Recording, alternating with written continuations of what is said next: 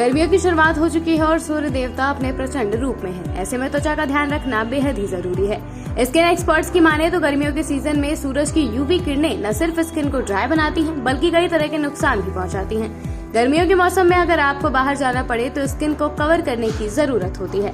वहीं अगर आप इस मौसम में अपनी देखभाल अच्छे से नहीं करते हैं तो स्किन रैशेस, खुजली, दाने और चकत्ते जैसी समस्याएं हो सकती हैं। लेकिन क्या आपने कभी गौर किया है कि आखिर स्किन से जुड़ी दिक्कतें सबसे ज्यादा गर्मियों में ही क्यों देखने को मिलती है? आज इसी पर बात करते हैं। गर्मियों में स्किन केयर बहुत ज्यादा जरूरी है।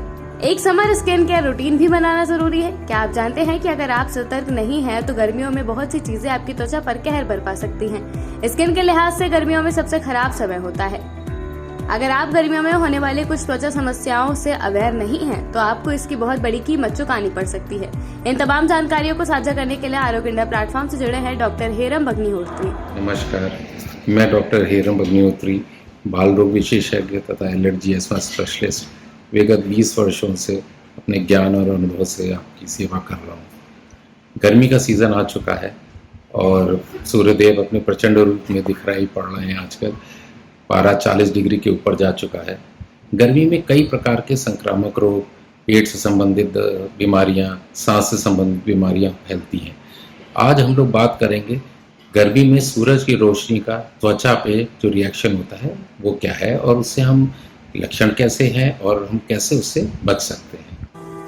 सबसे पहले जानते हैं कि आखिर सूरज की किरणों से किस तरह स्किन की समस्याएं उत्पन्न होती हैं। सन एलर्जी कहते हैं। सूरज से रोशनी का जो फर्क आपके शरीर पे पड़ता है त्वचा पे, उसको हम लोग सन एलर्जी कह सकते हैं। हम लोग पॉलीमॉर्फिक लाइट इरप्शंस PMLE उसका साइंटिफिक नेम है। और ये इसमें त्वचा में जो फर्क दिखते हैं वो सूरज के एक्सपोजर के बाद होते हैं, जैसे कि त्वचा में जलन हो सकती है, खुजली होती है, लाल चकत्ते पड़ जाते हैं जिसको हम लोग रेड रैश कहते हैं। कभी कभी वो छोटे दानों की तरह से होते हैं, कभी कभी उसमें बड़े बड़े बम्प्स पड़ जाते हैं और वो कभी पित्ती की तरह से भी होता है। तो अब हम लोग जानते हैं ये होते कैसे हैं, क्यों होता है सूरज से एलर्जी। सूरज की रोशनी में कई तरह की रेज होती हैं जो मुख्यतः स्किन एलर्जी के लिए जिम्मेदार है। वो होती हैं अल्ट्रावायलेट रेज। उसमें तीन तरह के स्पेक्ट्रम मिलते हैं, अल्ट्रावायलेट A, B और C। मुख्यतः इसमें A और B शरीर को नुकसान पहुंचाती है। जो मैंने लक्षण बताए हैं ये कई बार आपको और बीमारियों में भी मिलते हैं, लेकिन अगर ये सूरज की रोशनी से एक्सपोज होने के कुछ मिनटों, कुछ घंटों या कुछ दिनों बाद भी आपको दिख सकते हैं। ये क्यों होता है? क्योंकि जब सूरज की रोशनी आपके खाल पे पड़ती है तो उसमें कुछ तरह के इम्यून रिएक्शंस होते हैं या एलर्जिक रिएक्शंस होते हैं। ये उन लोगों में भी मिलता है जिनमें कभी कभी एक आनुवंशिक असर देखा गया कि सूरज की रोशनी जब उनके शरीर पे पड़ती है तो उनकी फैमिली में और मेंबर्स को भी इस तरह के रिएक्शंस देखने को मिलते हैं। ये ज़्यादातर डार्क स्किन लोगों में मिलता है जिनका शरीर का रंग जो है वो गाढ़ा होता है और इसमें बम्प्स मिल जाते हैं, नोड्यूल्स और उभार छोटे छोटे मिलते हैं जिसमें खुजली और जलन होती है। इसकी एक खास बात है कि ये केवल खुले हिस्सों में नहीं, ये बंद हिस्सों में भी मिलता है। कई बार सूरज की रोशनी का जो असर आपकी त्वचा पे इसलिए होता है क्योंकि हमने उसमें कुछ क्रीम्स और लोशंस लगा रखे हैं जो एक रासायनिक तत्व होते हैं और वो जब सूरज की रोशनी उसके साथ पड़ती है खाल पे तो कुछ एलर्जिक रिएक्शन करती है। ये कभी कभी तब भी होता है जब हम कोई दवा खाते हैं, जैसे एंटीबायोटिक्स खाते हैं कुछ तरह की, कुछ एंटी फंगल्स होते हैं, कुछ एंटी एलर्जिक भी खाने से होता है। जो दर्द मारने की दवाएँ होती हैं जिनको हम लोग NSAIDs कहते हैं। कुछ डायबिटिक्स होती हैं जो किडनी डिजीज़ वाले लोग दवाएं खाते हैं। कभी कभी हम लोग कुछ क्रीम्स लगाते हैं जिसको एंटी एक्ने प्रिपरेशंस कहते हैं, यानी एक्ने मुहासों के लिए जो दवा लगाते हैं हम लोग चेहरे पे, वो भी जब सूरज की रोशनी पड़ती है तो ये सब रिएक्शंस करते हैं और त्वचा में एक बदलाव दिखते हैं। डॉक्टर हेरम से ही जानते हैं कि आखिर गर्मियों में स्किन से जुड़ी समस्याएं और कौन कौन सी होती हैं। एलर्जिक रिएक्शन होता है जिसको कहा जाता है सोलर अर्टिकेरिया। ये भी किसी भी एज में और किसी भी व्यक्ति में ये मिल सकता है। इसमें आपको जब सूरज की रोशनी पड़ती है तो विद इन मिनट्स, कुछ ही मिनटों में आपके अंदर पित्ती जैसे दाने निकल आते हैं जिसको छोटे छोटे उभार कहते हैं, जिसमें बहुत खुजली होती है। जो सन एलर्जी है वो प्रैक्टिकली किसी भी व्यक्ति में हो सकती है, किसी भी उम्र पे हो सकती है। मुख्यतः ये उन लोगों में होती है जो लोग ट्रॉपिकल कंट्रीज में रहते हैं, यानी इक्वेटर के आसपास की जो कंट्री, जैसे भारत एक ट्रॉपिकल कंट्री है, इसमें सूरज की रोशनी और उसकी इंटेंसिटी बहुत ज़्यादा होती है, तो ये वहाँ की कंट्रीज़ में लोग जो होते हैं उनमें ज़्यादा होती है।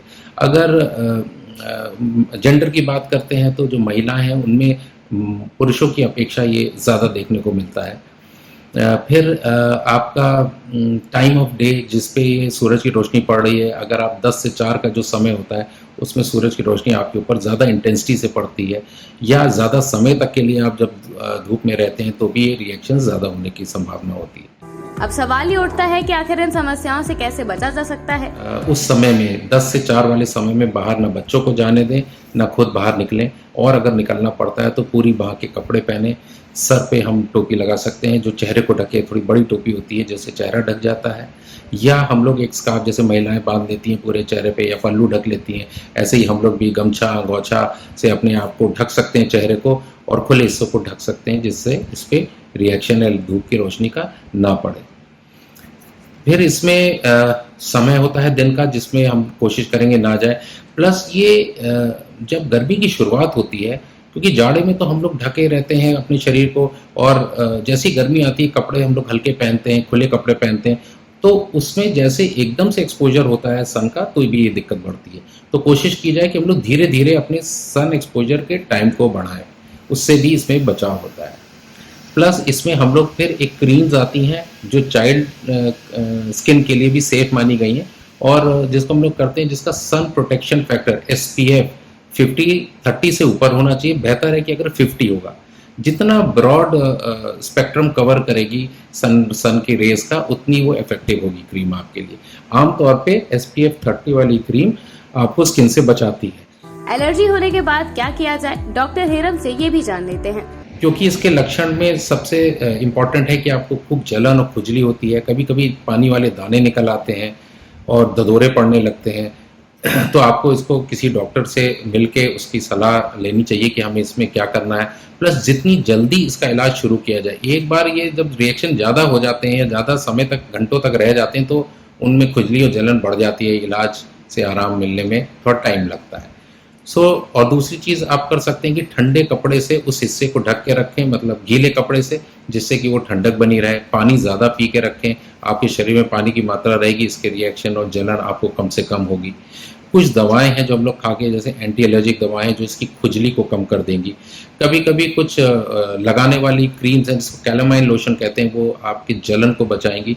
प्लस खाने वाली दवाएं कभी कभी डॉक्टरी सलाह से लेनी चाहिए, वो स्टेरॉइड्स होते हैं, उनको लेने से इसमें रिलीफ मिलता है। ऐसी ही तमाम जानकारियों के लिए आज ही लाइक और सब्सक्राइब करें आरोग्य इंडिया।